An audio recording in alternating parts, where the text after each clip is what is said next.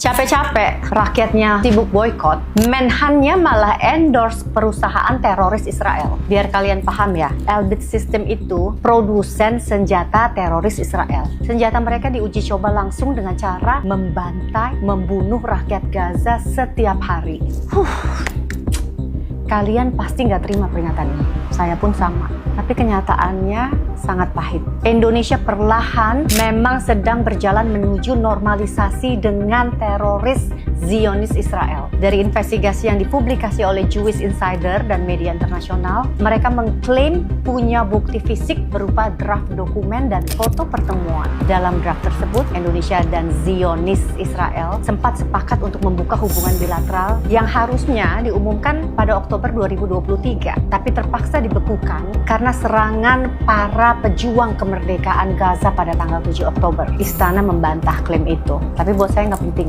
Yang harus dijawab, kenapa sampai ada pertemuan pejabat negara kita dengan pihak teroris Israel? Saya sempat shock ketika membaca dokumen 30 halaman dari Misgaf Institute, sebuah lembaga kajian keamanan teroris Israel. Mereka menyebut hubungan teroris Israel dan Indonesia ini sebagai shadow relationship, artinya wujudnya ada, tapi bentuknya tidak atau belum diakui. Dan secara tidak langsung, tangan kita telah berdarah.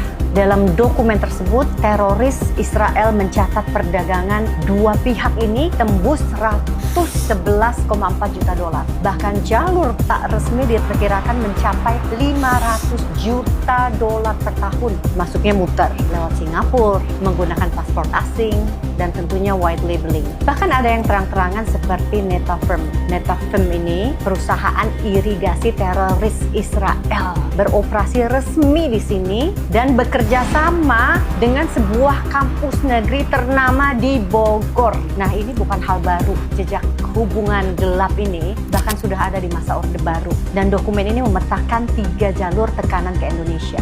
Pertama adalah syarat masuk OECD yang mengharuskan Indonesia memiliki hubungan diplomatik dengan seluruh anggotanya termasuk dengan teroris Israel. Kedua, ada perjanjian dagang dengan Amerika. Yang ketiga adalah isu Papua yang dipakai sebagai alat negosiasi menuju Abraham Accords ini. Semua ini dirancang seolah-olah demi kepentingan nasional kita. Padahal skenarionya bukan buat Indonesia. Hal ini tentunya tidak bisa kita terima. Tapi hal ini makin dikuatkan ketika Presiden pidato di PBB. Coba kamu perhatikan ya. Untuk pertama kalinya, Presiden Indonesia menyandingkan keamanan Zionis, teroris Israel, dengan kemerdekaan Palestina dalam satu kalimat. Lalu menutupnya dengan kata shalom.